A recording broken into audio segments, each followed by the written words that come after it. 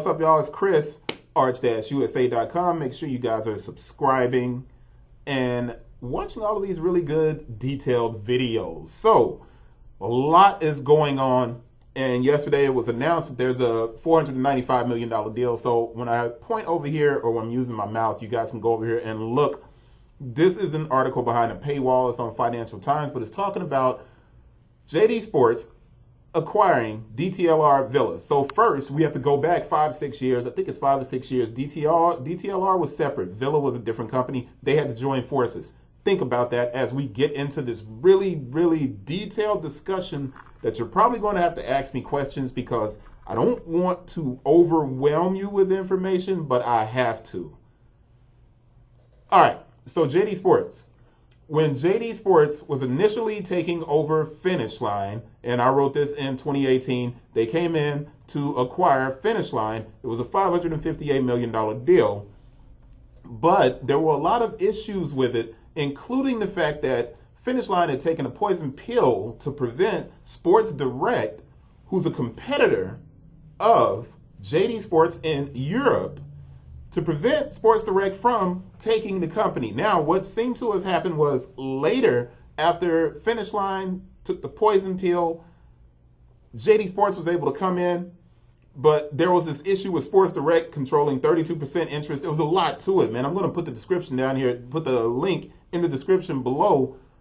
And I hate that that sounds so confusing, but man, when I say there's a lot going on, there's a lot going on. So, all right, you have JD Sports acquiring Finish Line. Huge expansion into the U.S. You have JD Sports now acquiring, yesterday the announcement, DTLR Villa, but you also had JD Sports acquiring Shoe Palace for $325 million. Now, here's the issue with all of these different things. Here's the issue that I have. And it's not like a big issue, but what I want you to see is 167 stores for Shoe Palace, right?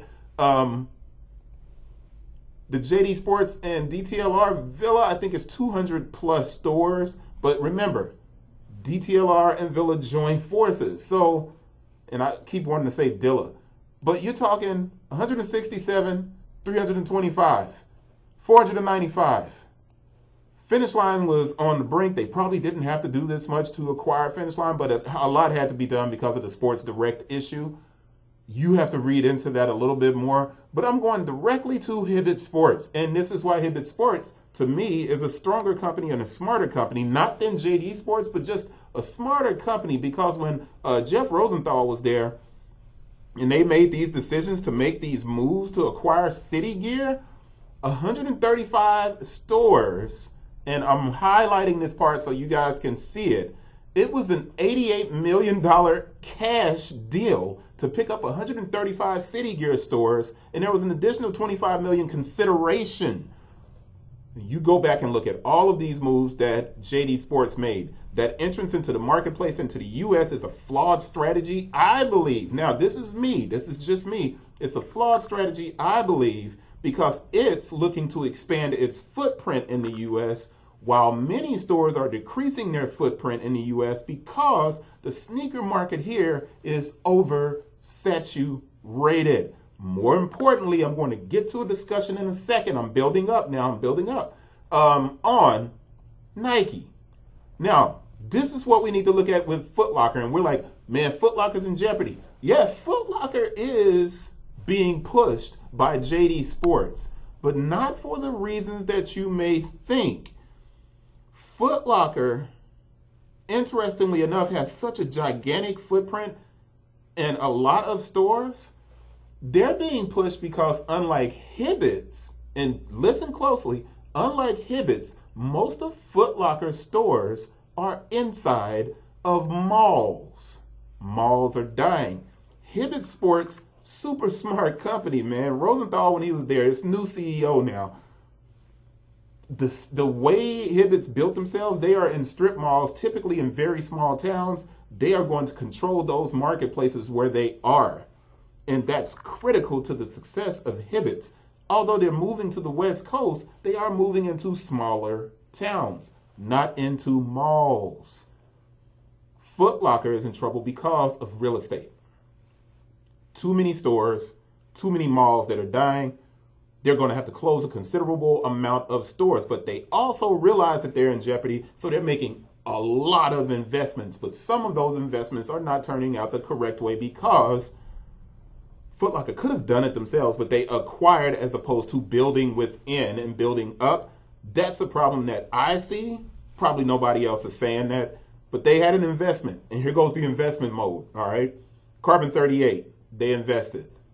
Rockets of Awesome, 12.5 million into Rockets of Awesome, the startup, the clothing company.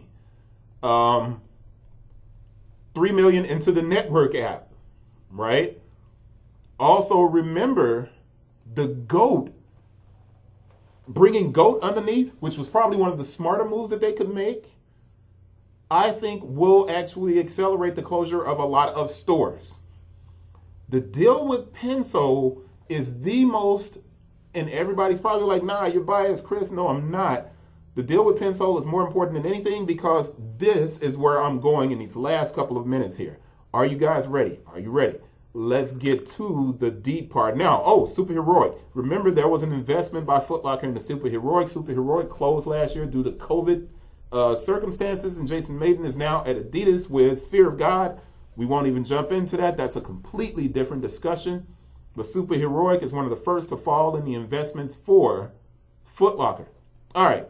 So remember, I said that the FootLocker thing with Pensole is more important than all of the other ones outside of GOAT Flight Club, the investment by FootLocker into GOAT and Flight Club. And here's why. Here's the beef of this entire discussion.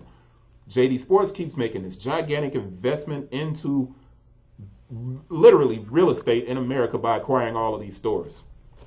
A lot of those stores need to be closed, and this is why. Nike, back in 2015, explained that they wanted to be at $50 billion in revenue by fiscal year 20. That's past. We're in fiscal year 21. Why hasn't Nike made it here? COVID is a culprit. They never did acquire all of the women. Lululemon was a disruptor, right? Adidas shook the heck out of Nike for a few years early on. But I explained here that Nike is opening 30 new stores this year. The only way Nike gets to this 50 billion that they're looking to attain is by either picking up a ton of share through these wholesale accounts or opening more doors. And if Nike opens more doors, what do you think is going to happen to the allotment of footwear at all of these retailers? That's the question of the day. And that's the end of this post. See you guys on the next one. Happy Black History Month.